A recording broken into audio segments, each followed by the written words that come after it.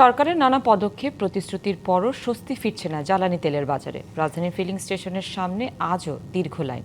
গতকাল রাত থেকে সকাল পর্যন্ত নির্ঘুম থাকার কথাও জানিয়েছেন গাড়ি চালকরা। রাজধানীর পরিবাগের একটি পেট্রোল পাম্প থেকে সর্বশেষ পরিস্থিতি জানাতে যুক্ত হচ্ছেন সহকর্মী নাজমুল হুদা।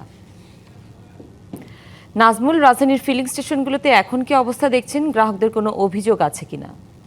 গ্রাহকদের সেই অভিযোগ তো রয়েছেই। আসলে তারা যে দীর্ঘ সময়ে লাইনে দাঁড়িয়ে রয়েছেন, লাইনে দাঁড়িয়ে থাকার পরেও তাদের যেটুকু তেল প্রয়োজন সেটুকু তেল দিতে পারছেন না, এই অভিযোগ তাদের রয়েছে। তারা বলছেন যে আসলে তেলের সরকারের তরফ থেকে কিছুক্ষণ আগেও আসলে জ্বালানি মন্ত্রী তিনি ব্রিফিংয়ে বলেছেন যে পর্যাপ্ত তেল তাদের কাছে আসলে মজুদ রয়েছে, কিন্তু তারপরও পাম্পগুলোতে আসলে কিন্তু তার উল্টো চিত্রই দেখা যায়। আসলে এক ধরনের সংকট দেখাই যায়। তবে এই সংকট আসলে আদৌ সংকট কিনা নাকি কৃত্রিম সংকট, সেইটি নিয়ে তারা এক ধরনের আশঙ্কার কথা তারা জানাচ্ছেন। আমাদের সঙ্গে রয়েছেন এখানে মেঘনা পেট্রোলিয়াম লিমিটেডের প্রধান সহকারী মোবারক হোসেন। আমরা একটু তার সঙ্গেই শুনবো যে আপনাদের পাম্পে দেখছি তেল দিচ্ছেন আপনারা, কোনো সংকট কি আপনারা দেখছেন কিনা বা কি দেখছেন?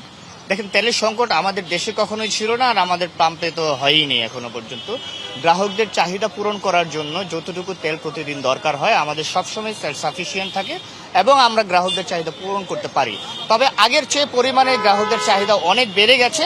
এটা হচ্ছে শুধুমাত্র গ্রাহকদের প্যানিকের জন্য। আমি গ্রাহকদের প্রতি আমার একদম আন্তরিক রিকোয়েস্ট থাকবে যে আপনারা প্যানিক সৃষ্টি করে দয়া করে কৃত্রিম সংকট তৈরি করবেন না, প্লিজ।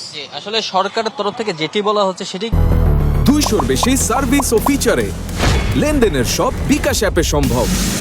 কিন্তু এখানকার যে পাম্প কর্তৃপক্ষ তারা বলছেন যে আসলে সাধারণ মানুষের যে ধরনের আতঙ্ক, আসলে তাদের তেল হয়তো টাঙ্কিতে আছে, 5 লিটার তেল ভরলেই আবার তার টাঙ্কিটা ফুল হয়ে যাচ্ছে। অর্থাৎ তেল রিজার্ভ করার যে বিষয়টা, যে এই বিষয়টার কারণে আসলে হঠাৎ করে বাড়তি চাপ পাম্পগুলোতে তৈরি হয়েছে। এই চাপ সামাল দিতে কিন্তু তারা হিমশিম খাচ্ছেন। একই সঙ্গে যারা রেশনিং পদ্ধতিতে যে ডিপোগুলো থেকে তেল পাচ্ছেন তারা আসলে সেই তেলটি তাদের জন্য পর্যাপ্ত হচ্ছে না। 2-4-5 ঘন্টার মধ্যে তেলগুলো শেষ হওয়ার কারণে পরবর্তীতে তারা আসলে তেলগুলো দিতে পারছেন না, এবং এতেও আসলে এক ধরনের ভুল মেসেজ যাচ্ছে সাধারণ মানুষের কাছে। ভাবছেন যে হয়তো তেলের সংকটটি রয়েছে, এটি ভাবছেন। তবে তেমনটি ভাবার কোনো কারণ নেই বলে সরকারের তরফ থেকে জানানো হয়েছে। সুনন্দা। নাজমুল, ধন্যবাদ আপনাকে।